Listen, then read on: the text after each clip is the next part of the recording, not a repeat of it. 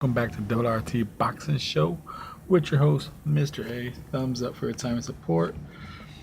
We're getting to a super lightweight IBF East West title. I tried to look what the IBF East West title was, and the only thing, because I do love belts, and I was like, what the hell belt is this?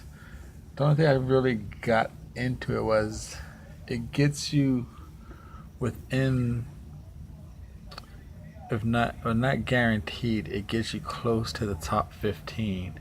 A lot of the people have like European type belts that get you within the top 15, but for some reason the IBF, this East West thing, it doesn't guarantee you a top 15 spot like the rest of the sanctioned bodies, which is weird though, because I believe leather is number 14 by the IBF.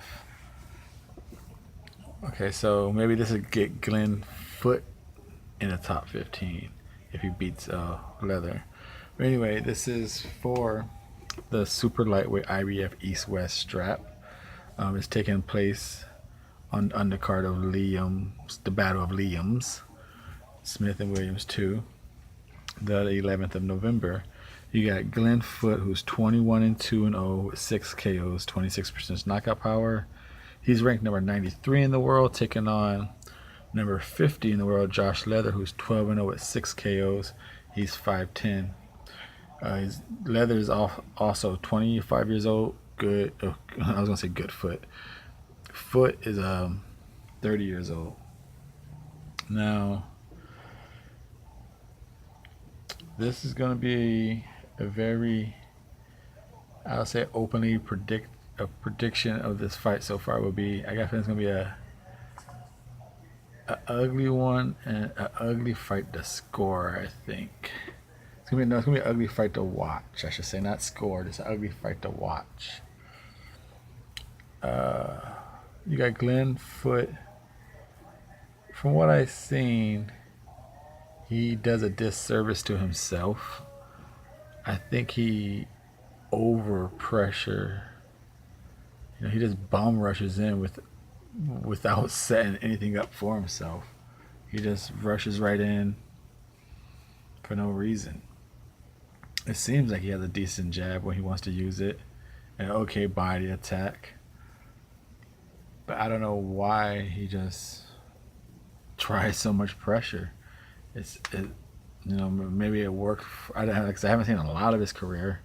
I watched a couple fights I could have seen. I watched him against Sam Egerton when I was doing some Egerton research. I watched him in some other fights. I just don't get why he pressures the way he does. Then you got Leather, who's a rangy guy, who's learning how to become a more power puncher, putting power in his shots, not just pit pat anymore. So, will he be able to have enough power to stop the unnecessary onslaught, or will he go back to the pit pat to just keep it on points? What will Glenn Foot bring out of Leather? Will he divert him back to his old self, where he can't sit on his power shots and just throw random shots for points? Or Leather have enough grit on his punches to stand his ground to make Glenn not rush in? Let's see. Now, the breakdown and prediction, we're going with the feet and legs of these contenders. Glenn Foot has fast feet. He, like I say, he rushes in, but he throws himself off balance sometimes. But I don't know if it's just his legs that's unbalanced, or is it his weight of the momentum of the punch with his feet. But he seems to be a little off balance sometimes, or he's stumbling into his opponents. I don't like that. His legs, he can move around the ring. He's a fast, active guy, so I'll give him some good legs. Now, Leather, he seems to have more under control feet action. He seems to be a wider stance to give himself a better base. And he can move around the ring. He doesn't survey the ring, but he moves around in nice proper steps. He's not a stationary target, I don't believe. So I'm going to do the feet and legs too. Leather, just for the fact that when Glenn does his bull rush sometimes, it seems like his feet working ain't the smoothest. It sometimes trips himself up or he lands off balance sometimes. Defense.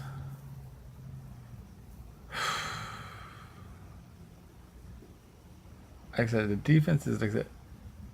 Foot puts himself there to be hit. The way he's rushing in, he doesn't rush in all the time behind a jab.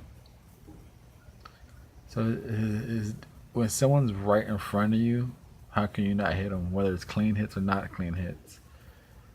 It's not like he escapes from sides to sides when he's in front of you. He's gonna rush in, smother his own work, fall in on you, and he doesn't back away on angle, so he's gonna be right there to be hit. He's okay at shaping punches. I just think Glenn Foot gets a little too.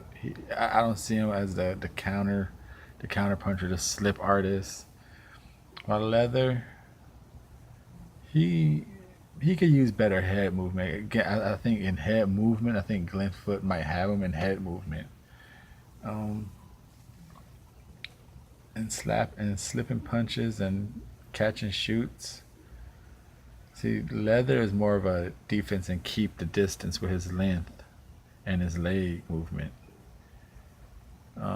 If he's in front of you, who slips punches better?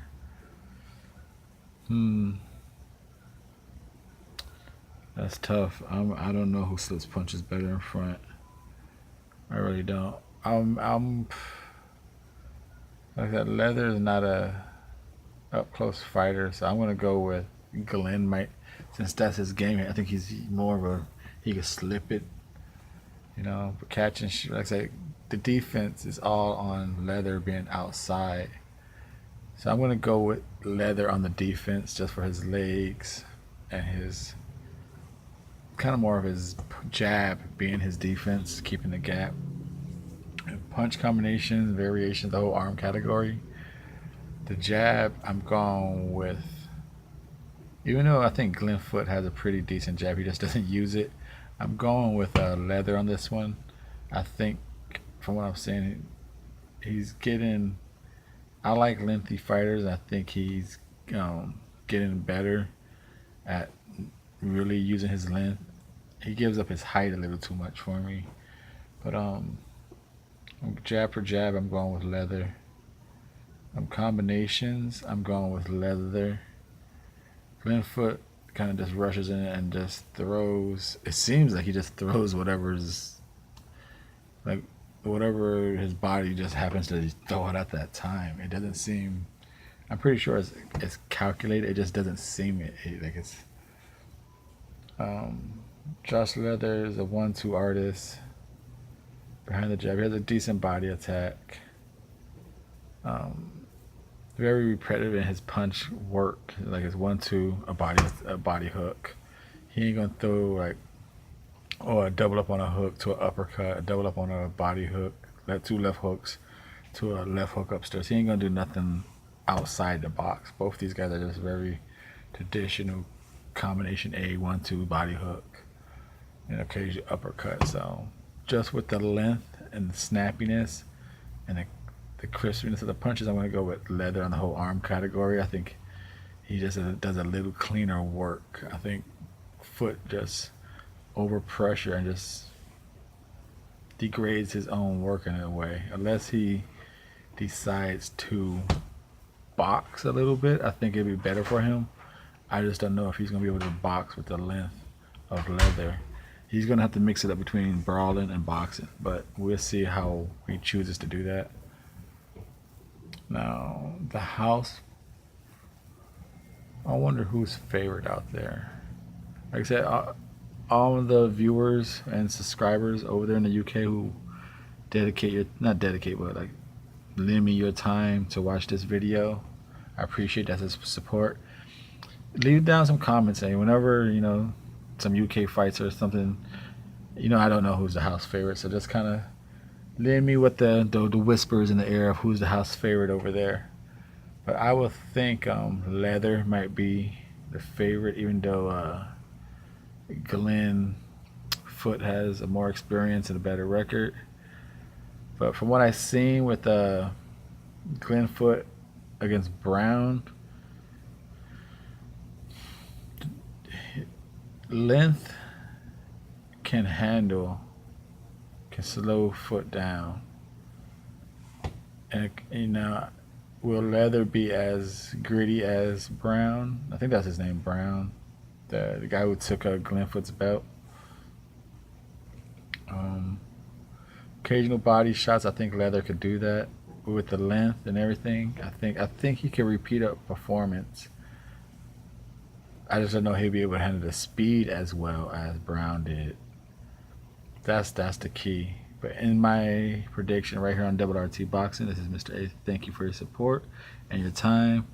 I am going with my prediction of Josh Leather defeating Glenn Foot. I say he's going to pretty much start picking him apart. And for some reason, I don't know why, even though I know Glenn Foot don't get stopped, this fight I should pick a decision. I should pick a majority decision. But I'm going to go with, I think he's going to stop Glenn Foot in the late rounds. I think Glenn Foot is just going to run into something, constantly run into something, and just accumulation. Because I believe in, I should go split decision. But I'm going to go there. I think Glenn Foot's just going to run himself into accumulation of punches, and it's going to be a stoppage in the late rounds. This is Mr. A going against a little bit of my own decisions, a little bit, but I'm going with a late round stoppage over a split decision for Josh Leather to win that W. I don't know if he wins it or he already has. I think he already has the IBF East West Championship strap. I'm going with Josh Leather. Late round stoppage. It's kind of hard to, yeah, I keep that. Mr. A here.